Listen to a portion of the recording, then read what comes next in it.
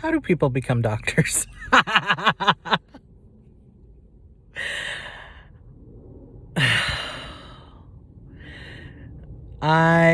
Let me get my note. Hold on. My appointment was at 3:15. I got out at 4:48. For this guy, and I drove like 20 minutes, 25 minutes because of like traffic. And this guy doesn't even look at my ankle, doesn't have me take off my sock, has me walk his office is even smaller than the other ladies. So I'm walking like maybe 2 feet. And he goes, "Oh, it looks good." And I'm just like, how? What are you talking about? I've walked like 5 steps, maybe. Almost fall, and I'm telling him like, "Oh yeah, it's really hard to turn around. I actually have to push off my cane in order to turn a certain direction." Almost like fall in front of him, and he's like, "Oh, it looks good." And I'm just like, does it? Does it really? And he's just like, "Oh, well, your leg's not shaking anymore, so I don't think you really have to see the nerve doctor." And like kept saying that, and I'm just like, no, like whenever I push myself and whenever I do physical activity, which I do, I know I'm fat, but I do physical activity, it starts to shake. So why the shit would I cancel an appointment that I made last month? Because, oh, well, it's not doing it right now in front of me, so obviously, like, you don't need it. Like, and then he's like, "Well, there's nothing more we can do for you." And I'm just like, "Yeah, because you've done so much."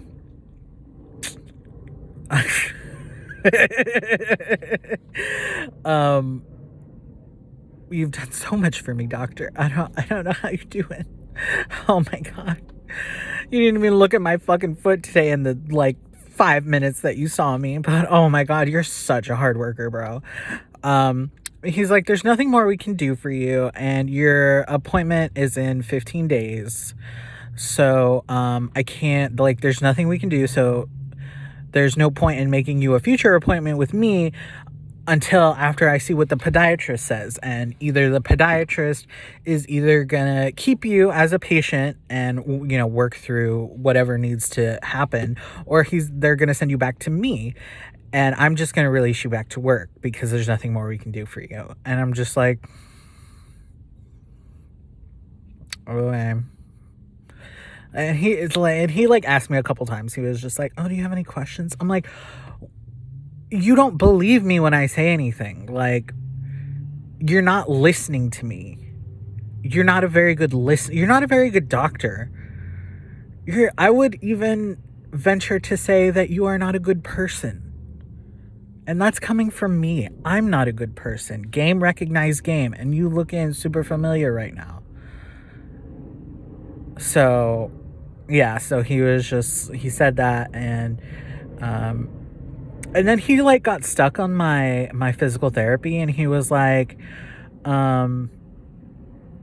"Well, you did 12 sessions, right?" I'm like, "No, I've only done 6. I've only done 6 sessions of physical therapy." And he's like, "Why is it only 6?" And I'm like, "What the fuck? I don't know. I just go to them. I just listen to you people. I know you're not smart. I know I shouldn't listen to you, but you're the only option I have, unless I want to pay out of pocket, which I can barely afford rent. So that's not happening." But yeah, he was like, "Well, it should have been 12. I'm like, "Well, it wasn't. I don't know what to tell you, bro." And my case manager was like, "Yeah, no, it was 8. And then he was like, "Well, that doesn't make any sense." And I'm just like, "Well, that's what fucking happened. I don't know what to tell you." But he was like, "Well, that doesn't make any sense." And both me and my case manager are sitting there trying to explain to this grown-ass man who's a doctor, like, yeah, I had, like, back when I was first injured, they took a fucking month, and then they approved me for physical therapy for 6 sessions at the end of December. And I had done 2 sessions, and then I went in for my third, and then they said, oh, the insurance canceled. They don't know why. And it was because they couldn't talk to the other doctor. Like, they couldn't get a hold of her on the phone. And he was like, well, that doesn't make any sense. And I'm like, yeah, I fucking know. I fucking know it doesn't make sense. I know that. I know it doesn't make any sense. You're talking to me. I have been here the whole time. Like, I've been going through it this whole time. I know it doesn't make sense. But this is the company you work for. Like, you want me to explain to you why your company did what it did? Like, I don't, what? So he was, and he didn't get it. He was like, he just came saying, well, that doesn't make sense. Well, that doesn't make sense. And we had to be like, look, homie, I went to 2 physical therapy sessions. I was supposed to have 6. They canceled the other 4 on my second visit. Therefore, I did not finish the set. They approved it in March, and then I had 6 sessions in March.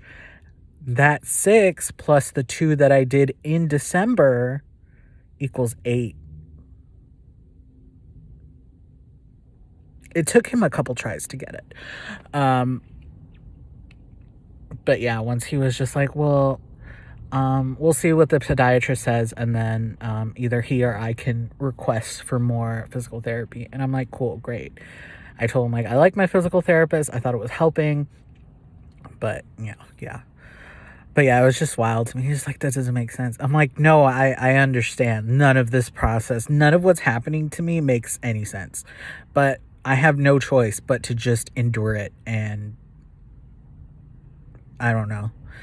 But yeah, so that's what he did that for like 5 minutes. Didn't look at my ankle. Watched me walk 5 steps.